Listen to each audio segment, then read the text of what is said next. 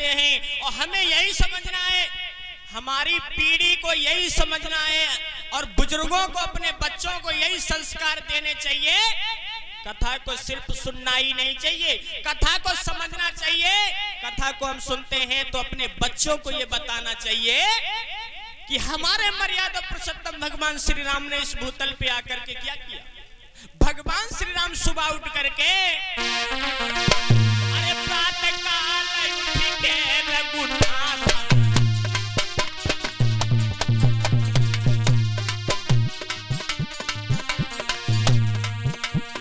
प्रातः काल उठ के रघुनाथ और मातु पिता गुरुनाथ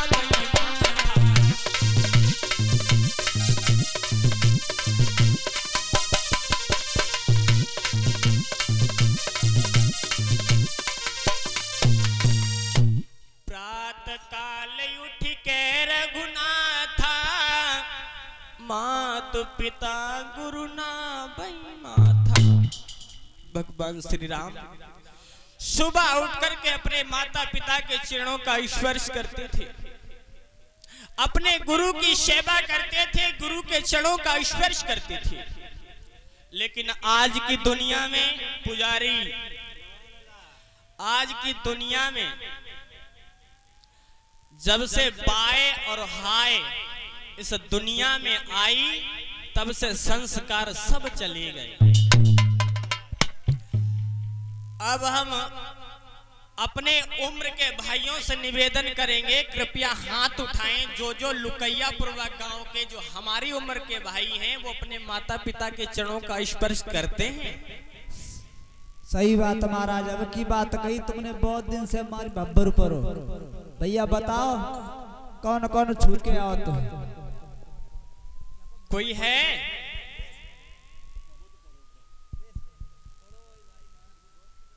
एक लोग हैं, दो लोग हैं, बहुत अच्छी बात है। और कोई है? जगह में 2 आदमी रात का। बड़े मोबाइल सबके पास में होंगे, टच वाले सबके पास है। सही बात, तभी तो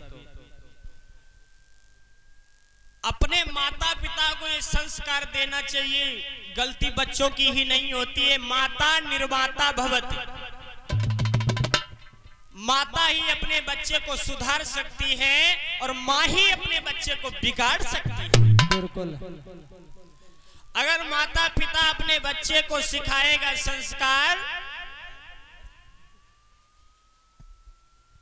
तो उसे ये समझना चाहिए कि हमारे माता पिता ने हमें सिखाया है। सुबह उठ करके उसे बताना चाहिए, धार्मिक चीजें बतानी चाहिए। अब हम दूसरे की क्यों कहें, हम अपनी बात बता रहे हैं। हमें कथा सीखने का कोई शौक नहीं था, बहुत छोटी सी उम्र से कथा कहते हैं। हमारे 10 साल की उम्र से भागवत लाइन में हो गया। मैं 21 वर्ष की उम्र है, 9-10 साल हो गए मुझे इस लाइन में। और चेला भी बहुत हैं, राधा शास्त्री हमारी शिष्या हैं, बहुत हैं। अब मैंने कथा भी बंद कर दी। आज राधा शास्त्री कहने लगी, गुरुजी खूब पड़े पड़े खा रहे हो। तो हमने कहा चलो आज दिखा देते हैं भाई, तुम्हारा खाना आधा कर देंगे। तो हमारे माता पिता जब छोटी सी उम्र में आपस में धार्मिक बातें करते थे, कथाएं सुनाते थे। मैंने आज तक गुरु तो बनाया, लेकिन कथा को गुरु से नहीं सीखा। हमारे पिताजी हमारी माताजी को कथा सुनाया करते थे और वही कथाएं हम सुना करते थे। कथा सीख गए। इसीलिए अपने माता पिता को, बच्चों को संस्कार देने चाहिए। भगवान श्री राम इस भूतल पे आकर के प्रातः काल उठ के रघुनाथा, मातु पिता गुरु ना भई माथा। क्योंकि इस दुनिया में सबसे बड़े देवता अगर हैं इस मानव के लिए, माता और पिता। जब तक माता पिता हैं, किसी भी देवता की पूजा करने की जरूरत नहीं है। दुनिया दुनिया में इस मानव के सबसे बड़े देवता बताए गए माता और पिता। भगवान श्री राम छोटी सी आयु में माता पिता के चरणों का स्पर्श करते हैं। भगवान श्री राम और चारों भाई जिस समय गुरु के यहाँ पर शिक्षा ग्रहण करने के लिए गए तो उन्होंने बहुत जल्दी विद्या को प्राप्त किया। और माताएं मैंने बात भैया लोगों की नहीं है, बात तुम्हारी भी है। अब हाथ उठाओ, कितने लोग अपने पति की और सास ससुर के पैर छूती हो? महाराज जे बात कतई न कहो काय ना, अगर जे बात कहे तो सवेरे तुम्हें खाना नहीं मिली। माताओं बहनों की बुराई करियो, कोई बात नहीं है, सुधर जाएंगे। सुधर जाएंगे हाँ तो कोई बात नहीं। देखो भाई कौन कौन आया है छू के, कोई है? देख ले भाई, हमें तो नहीं कोई दिखाता। और शर्म मत करो, उठाओ। सास के अपने कौन पैर छूती हैं और अपने झूठे मती झूठी ना कोई कही आबादी में कसम खवाई, सच्ची बात बोलियो कतई सत्य। कोई नहीं है। तुम कहा तो पैर छूने की बात महाराज, हाँ। जब इनकी आपस में लड़ाई ना होती हाउ के घूसा मत्ती किनके? अपने पति महाराज काती खूब बैठे बैठे खाता। वैसे तो ये उठा देती, झूठ बोलने में आगे होती हैं, लेकिन एक दो लोग बैठे भी तो होंगे ना भाई। तो बात है, का पता भाई कह दे। अगर हाथ उठा लिए, उन्हें देख लिए तो घर जाके लड़ाई होगी तुरंत। झूठ बोल रही थी। लेकिन माताओं बहनों से निवेदन है, आज से अगर नहीं छूती हो तो आज से सोना चालू कर देना। लला पूछो, छुएंगी आज से? क्या माताओं बताओ, आज से पैर कौन कौन छुएगा? अपने सास के और अपने पति के और अपने ससुर के। माता उठाओ, कौन कौन छुएगा आज से? बताओ, हाथ उठाओ। अरे छुइयो वाले छुइयो, मगर ये तो हाथ उठाए दो, उठाए दो। तो फिर घर में लड़ाई नहीं होगी पागल। लड़ाई नहीं, समझ आई नहीं। उठाई दो माता बहनों, समझ आई लियो। जब रोटी खाना आवे तो चुप्पे ही मुंह जान कैसे बैठियो, का करें? हमने झूठी उठाई दे हाथ, समझ आई लियो। उठाओ, कैसी माताओं बैठी हो हैं? नहीं उठाई माता जे नहीं सुधरेंगी। सुधर जाए, कल से सुधर जाएंगे। बोलिए कन्हैया लाल की। हाथ नहीं उठाएंगी लेकिन आज से छुएंगे। सुबह पूछ के देखना एक दो लोगों से, क्या भैया तुम्हारे पैर छुएंगे? नहीं छुएंगे, ऐसी बात नहीं है। खैर आज से मालूम हो गया है, क्योंकि थोड़ा बहुत बदलाव आएगा, ऐसी बात नहीं। पहले परीक्षित जी से पूछो। परीक्षित महाराज पैर छू के आए? पैर छू के आए? नहीं, अपने पिताजी के हैं या नहीं है? नहीं है, कोई बात नहीं है। चलो अच्छी बात है, मान लो नहीं है तो कोई बात नहीं। कभी तो छुए होंगे, ऐसी बात नहीं है। छुए या नहीं बताओ? छुए? हाँ, परीक्षित महाराज कह रहे छुए हैं। छोटे पे छुए? हाँ। अच्छा, नबलदे हैं? नवलदे मैया हमें दिखाती है ना, आज इतने दिन से कथा चल रही, कहाँ पे बैठी हैं नवलदे? तो उन्हें पास में बिठाया करो, बताया नहीं तुमने पंडित जी? पंडित जी अपने आप गायब रात में का बतावे।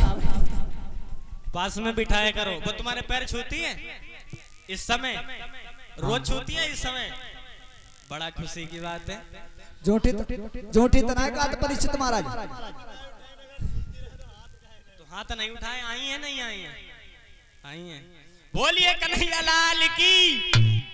इधर में व्यास नंदन श्री सुखदेव जी समझा करके बोले, परीक्षित लाल, मर्यादा पुरुषोत्तम भगवान श्री राम ने छोटी सी आयु में शिक्षा को ग्रहण किया। महाराज दशरथ बड़ा प्रसन्न है, 4 पुत्र कुछ सयाने हुए हैं। और इधर में गाद के पुत्र श्री विश्वामित्र जी यज्ञ करते हैं तो राक्षस लोग उनका यज्ञ विध्वंस कर देते हैं। इस भूतल पर राक्षस बहुत ज्यादा हो चुके हैं त्रेता में, इसीलिए भगवान श्री राम ने इस भूतल पे जन्म लिया। जन्म लेने के भगवान श्री राम के कई कारण हैं।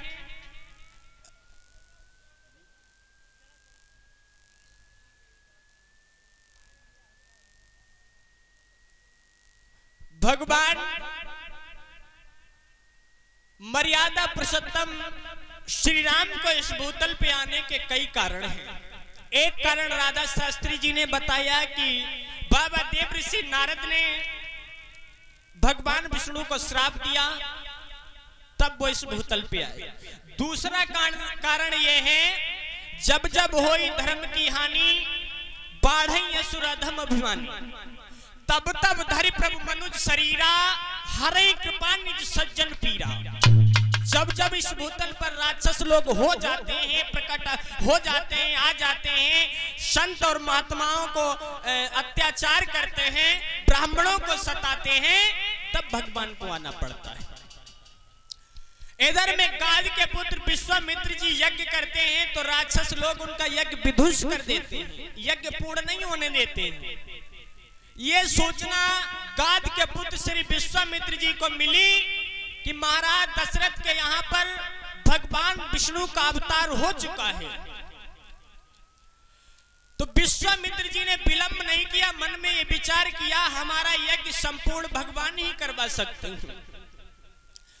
गाद के पुत्र श्री विश्वामित्र जी ने प्रस्थान किया और अयोध्या में जाकर के पहुंचे। ये सूचना जब महाराज दशरथ को मिली कि हमारे यहाँ पर अयोध्या में विश्वामित्र जी पधारे हैं, तो उन्होंने विलंब नहीं किया, अपने साथ में ब्राह्मणों को लिया और गुरु विश्वामित्र को मिलने के लिए चले।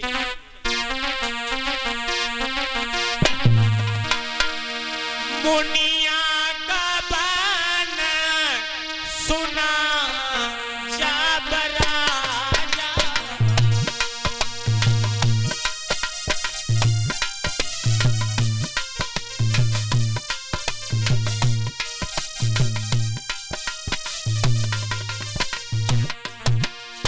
महाराज दशरथ ने जब ये सुना है कि हमारे यहाँ पर गुरु विश्वामित्र जी पधारे हैं, तो विलंब नहीं किया।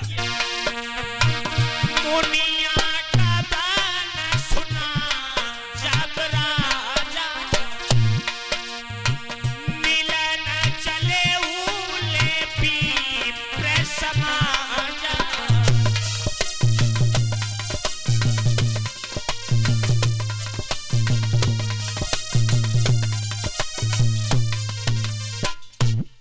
मुनिया का बन सुना जब राजा, मिलन चले उले विप्र समाजा।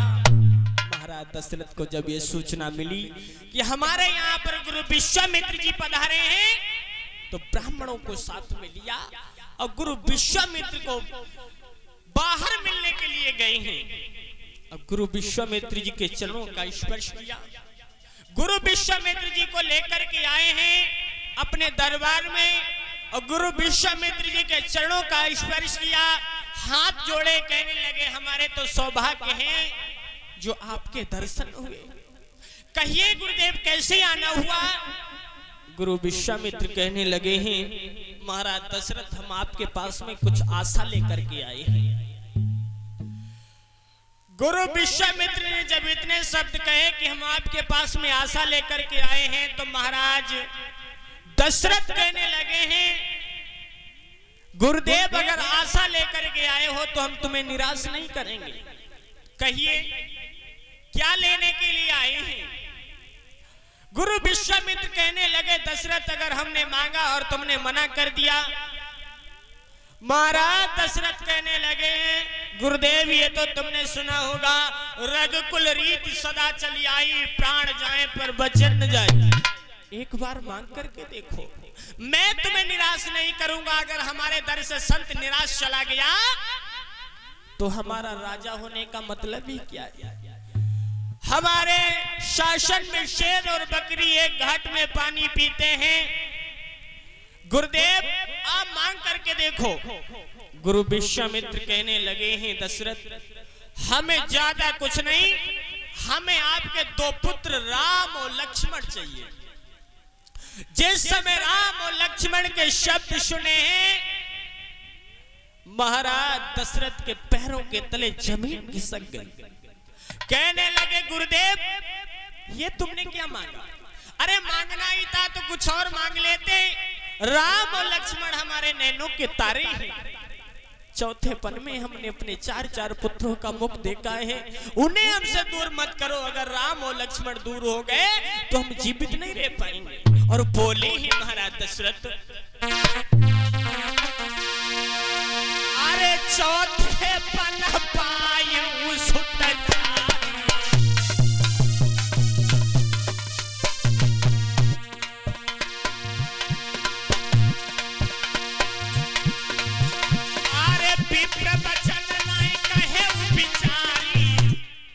चौथेपन पायूं सुत चारी।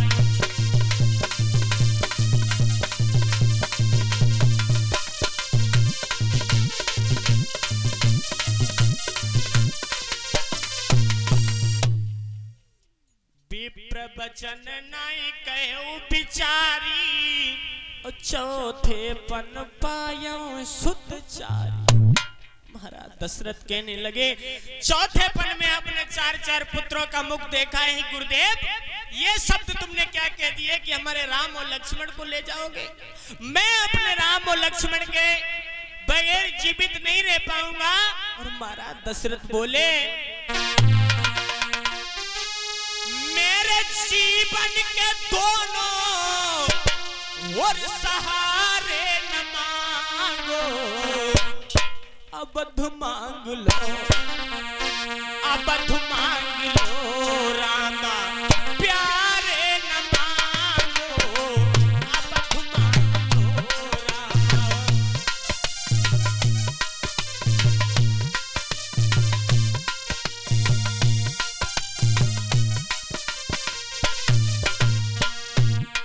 महाराज दशरथ कहने लगे, गुरुदेव अगर आशा लेकर के आए हो तो अगर तुम्हें मांगना ही था धन दौलत संपत्ति जो कुछ भी लेना था आप ले लेते, लेकिन तुमने हमारे राम और लक्ष्मण को क्यों मांग लिया? सुनो, मेरे जीवन के दोनों सहारे न मांगो, अबध मांगो रामा, प्यारे न मांगो, अबध मांग लो रामा।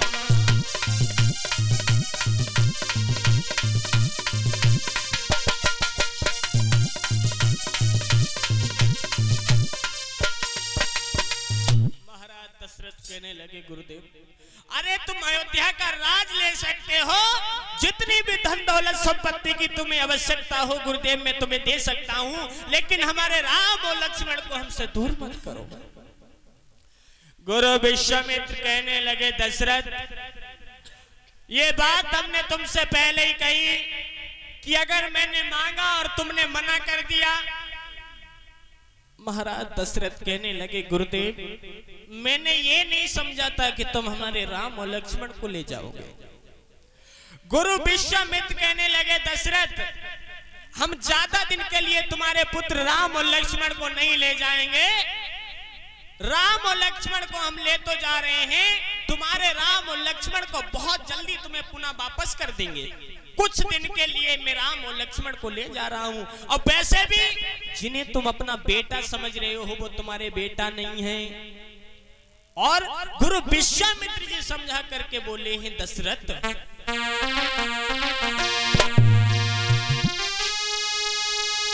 गुरुवर बोले, ओरे राजन, गुरुवर बोले, ओरे राजन तुम राम लखन को जाने दो, नटवरी को नाटक रचने।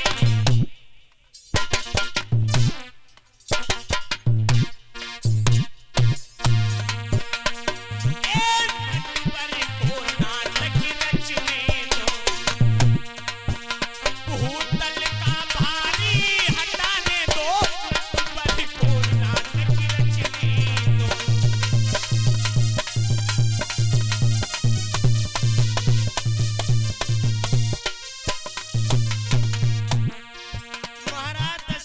गुरु विश्वामित्र कहने लगे, दशरथ जिन्हें तुम अपना बेटा समझते हो वो तुम्हारे बेटा नहीं है, एक ब्रह्म का अवतारी है।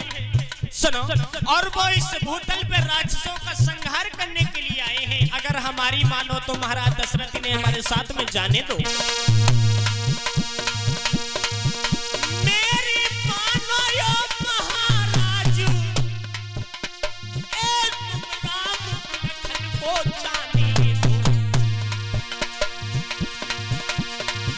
नटवर को नाटक लक्ष्मी दो, नटवर को नाटक लक्ष्मी दो। भूतल का भारी हटाने दो, नटवर को नाटक लक्ष्मी दो।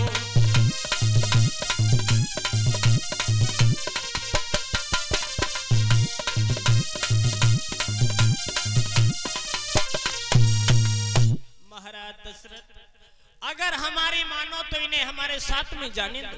इस भूतल पर बहुत राक्षस आ चुके हैं, प्रकट हो चुके हैं, उनका वध करना बहुत जरूरी है, जिनके भय से देवता लोग भी भयभीत हैं।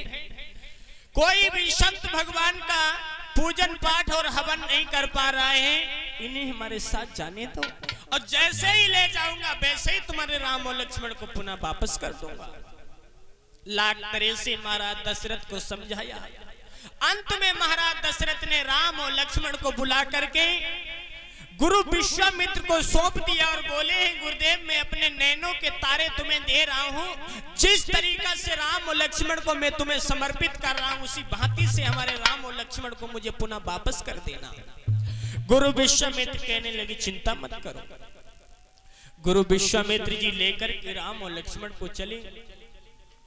राम लक्ष्मण को लेकर के चले हैं, गुरु विश्वामित्र जा रहे हैं।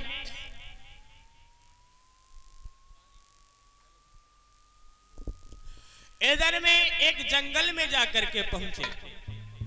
जब एक जंगल में गुरु विश्वामित्र, शेषावतारी लक्ष्मण, साथ में मर्यादा पुरुषोत्तम भगवान श्री राम जा रहे हैं, तो भगवान श्री राम ने दूर से देखा एक पहाड़ जैसी स्त्री आ रही है। भगवान श्री राम गुरु विश्वामित्र से पूछने लगे, गुरुदेव ये पहाड़ जैसी स्त्री कौन है?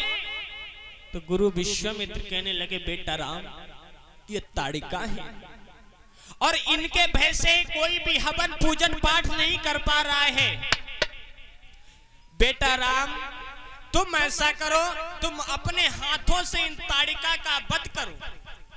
भगवान श्री राम कहने लगे हैं, गुरुदेव ये क्या कह रहे हो? मैं अपने हाथों से इस ताड़िका का वध करूं?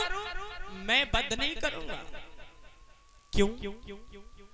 गुरुदेव मैं क्षत्रिय हूं, और सूर वीर कभी अबलाओं के ऊपर अस्त्र और शस्त्र नहीं उठाते।